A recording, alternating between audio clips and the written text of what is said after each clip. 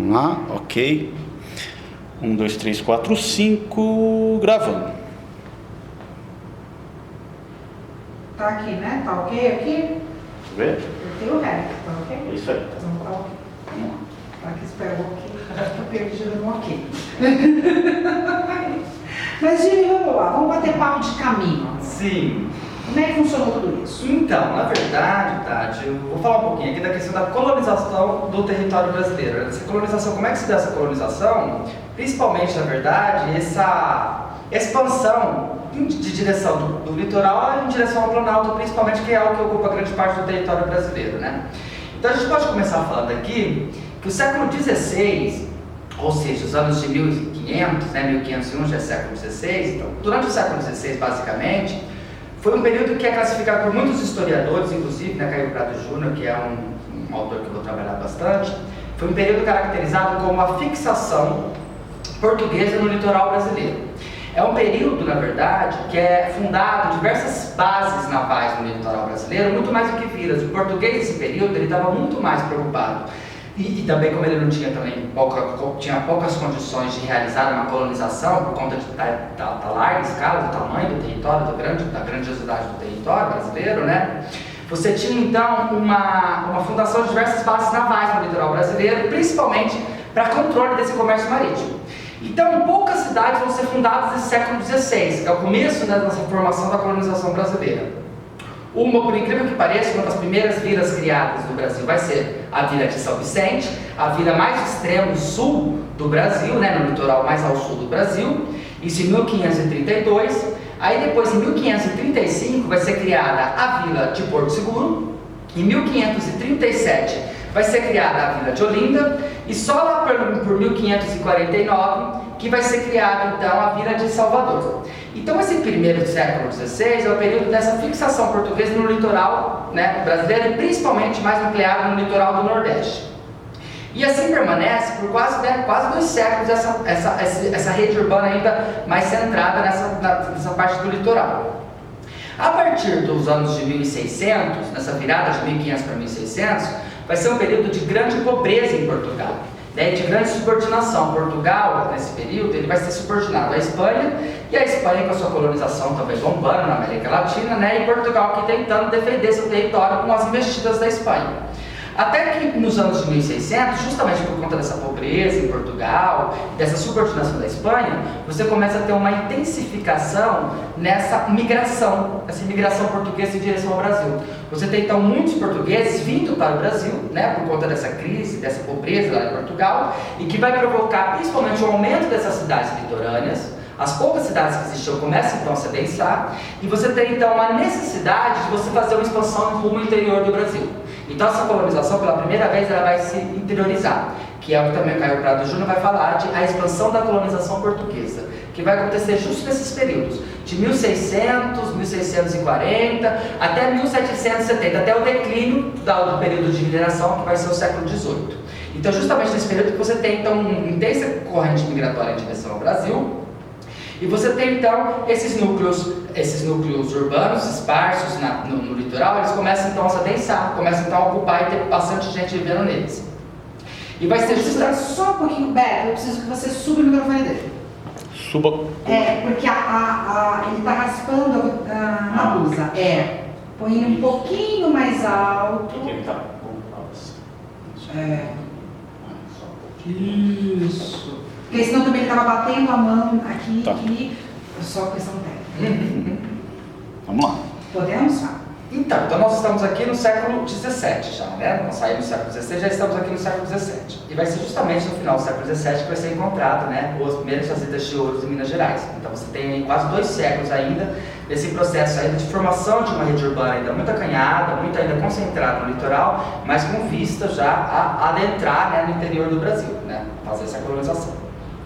Então, entre essas capitanias, você tinha então, nesse período, alguns caminhos importantes que faziam a ligação desse litoral desse planalto. É importante a gente reforçar, né, que a geografia brasileira ela é bastante diversa, né? Você tem uma geografia na região Nordeste muito diferente da geografia da região Sul.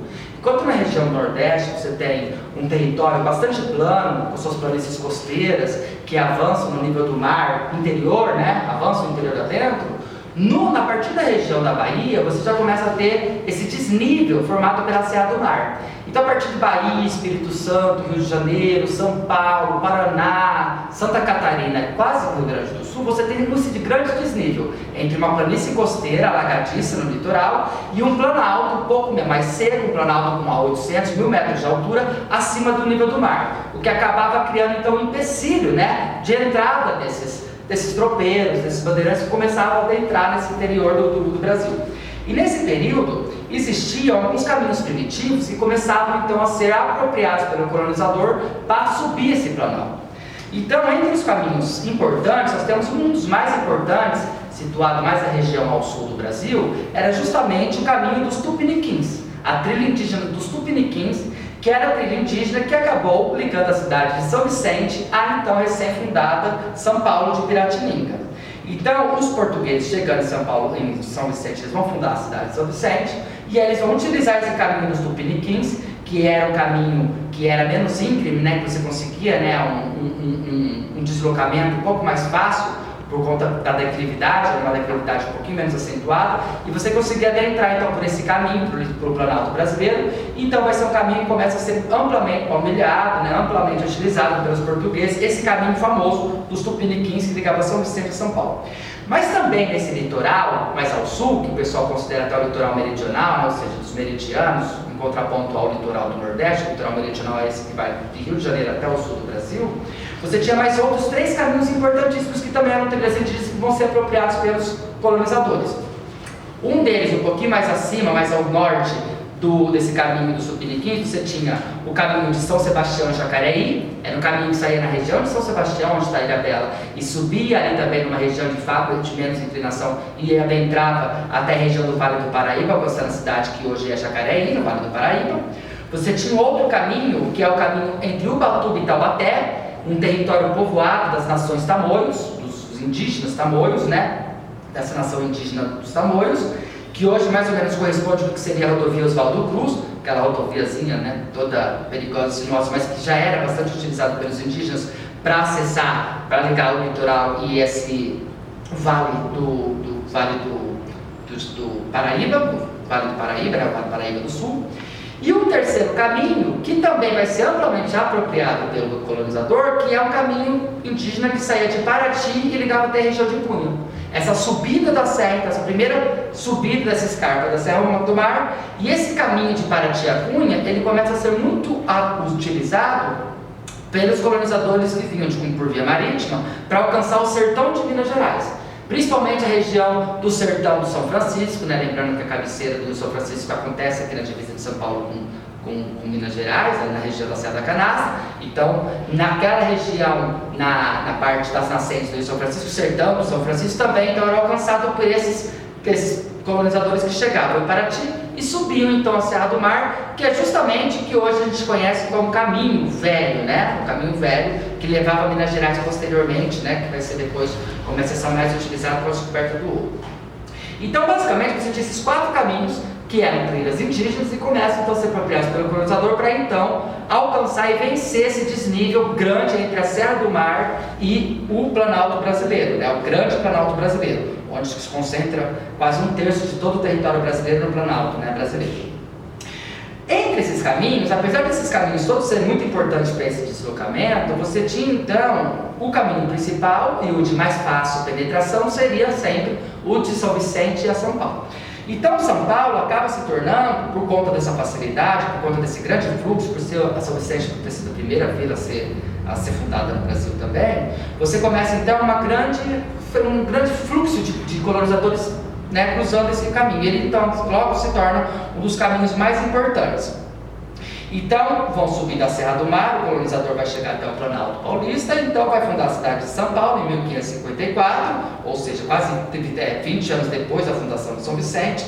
E aí então vai fundar a cidade de São Paulo, e a partir desse momento a cidade de São Paulo ela vai se tornar o ponto de partida de todos os desbravadores que queriam, né, se enveredar para o interior do Brasil, tanto a caça de índios, quanto também em busca de ouro, em busca de riquezas, né? Então você tem São Paulo sendo a sede, então, e o centro irradiador de todos esses caminhos que saindo do litoral de São Vicente e alcançava diversas regiões do país a partir de São Paulo. E entre esses caminhos tinham caminhos muito importantes que também eram trilhas indígenas, né? Então você tinha de São Paulo um caminho famoso que saía pela direção norte da cidade de São Paulo, que era o caminho que ligava Atibaia, Bragança Paulista até o sul de Minas Gerais, não ainda a região de Ouro Preto. Esse mais ao norte ligava a região do sul de Minas Gerais, Triângulo Mineiro, que é aquela região lá mais ao sul de Minas Gerais, que hoje se corresponderia a Fernão Dias, tá? A noroeste, na região noroeste, ou seja, também em sentido ali em direção mais ou menos ao interior de São Paulo, você teria então o caminho, né, do Anhanguera, que hoje fica a rodovia Anhanguera, que era o caminho que ligava São Paulo, a cidade de Mojimirim, a região de Triângulo Mineiro, Goiás e todo o interior de São Paulo.